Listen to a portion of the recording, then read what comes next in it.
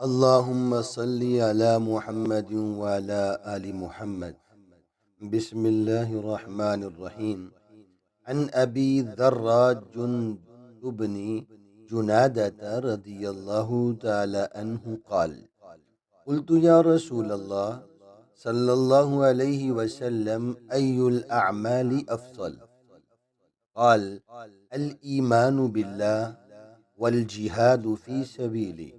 قلت: أي الرقاب أفضل؟ قال: أنفسها عند أهلها وأكثرها ثمنا. قلت: فإن لم أفعل؟ قال: تعين صانعا أو تصنع لأخرق. قلت: يا رسول الله أرأيت إن ضعفت عن بعض العمل؟ قال: تكف شرك عن الناس فإنها صدقة منك على نفسك. متفق علیہ۔ حضرت ابو ذر جندب بن جنادہ رضی اللہ تعالیٰ عنہ بیان کر: میں نے کہا، اے اللہ کے رسول، کون سا عمل سب سے افضل ہے؟ آپ نے فرمایا، اللہ پر ایمان رکھنا اور اس کے راستے میں جہاد کرنا۔ میں نے کہا، کون سا غلام آزاد کرنا افضل ہے؟ آپ نے فرمایا، جو اپنے مالک کی نظروں میں سب سے زیادہ عمدہ اور زیادہ قیمتی۔ میں نے کہا، اگر میں یہ نہ کر سکوں؟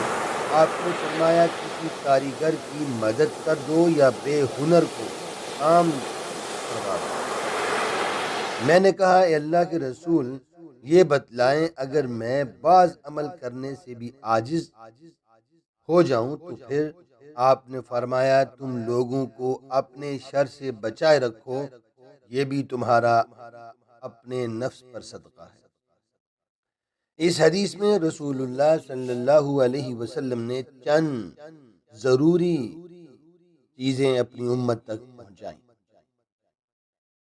صحابی نے پوچھا حضرت ابو جندب نے کہ یا رسول اللہ صلی اللہ علیہ وسلم، کون سا عمل سب سے بہتر ہے؟ آپ نے فرمایا، اللہ پر ایمان رکھنا اور اس کے راستے میں جہاد کرنا، یعنی لڑنا۔ اب جہاد زبان سے بھی ہے، ہاتھ سے بھی ہے اور دل سے بھی ہے۔ جتنی بندے کی استطاعت ہے، طاقت ہے، اس حساب سے وہ اللہ کے لیے کچھ کرے۔ اگر اللہ نے اسے قوت دے رکھی ہے، جا سکتا ہے، تو کفار کے مقابلے میں کھڑا ہونا یہ افضل جہاد۔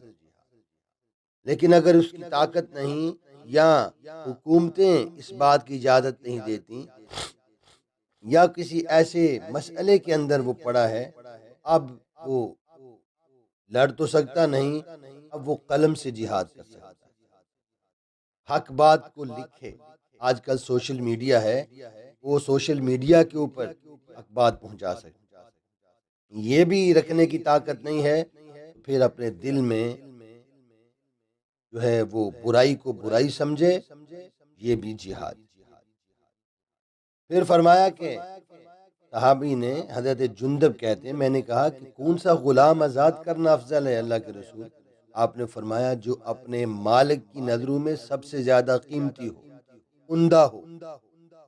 صرف غلام ہی نہیں، بلکہ جو بھی چیز ہم اللہ کے راستے میں دیتے ہیں، جو ہمیں پسند ہوتی ہے، جو ہمیں ہماری نظروں میں قیمتی ہوگی، ہمیں چاہیے ہم وہی اللہ کے راستے میں دیں، اور وہی اصل ثواب ہے، وہی اصل قبولیت ہے اللہ کے ہاں۔ اسی چیز جو ہمیں پسند نہیں، ہم اس کو اگر صدقہ کریں گے، صدقہ تو ہو جائے گا، لیکن اس کا اصل، اس کا ثواب جو ہمیں ملنا چاہیے وہ نہیں ملے گا۔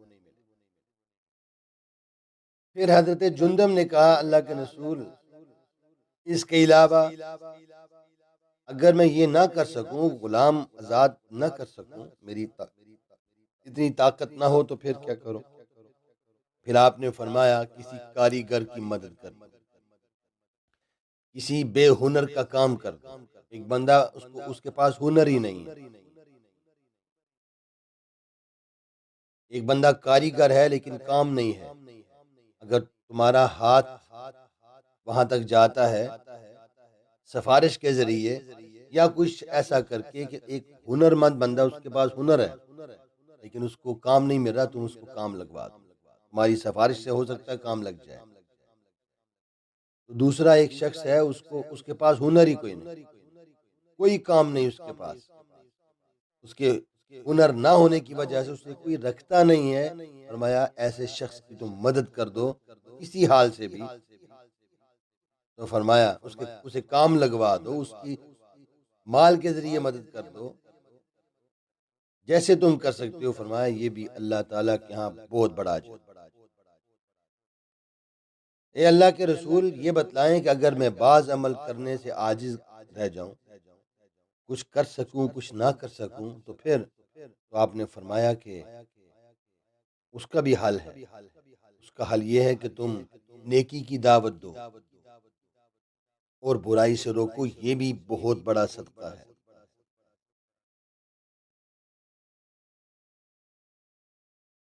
تو پھر حضرت جندب فرماتے ہیں، عرض کرتے ہیں اللہ کے نبی، اگر میں ان چیزوں سے عاجز ہو جاؤں، کچھ رہ جائیں، انسان ہوں، کمی کوتاہی ہو جاتی ہے، آپ نے فرمایا کہ پھر تم ایسے کرو، لوگوں کو اپنے شر سے بچائے رکھو، تمہاری وجہ سے کسی کو تکلیف نہ ہونے پائے، بس یہ بھی تمہارا اپنے نفس کے اوپر صدقہ ہے۔ تو یہ چند چیزیں رسول اللہ صلی اللہ علیہ وسلم نے اس حدیث میں اپنی امت تک پہنچانے کی کوشش کی۔ دعا ہے اللہ تعالیٰ عمل کی توفیق عطا فرمائے۔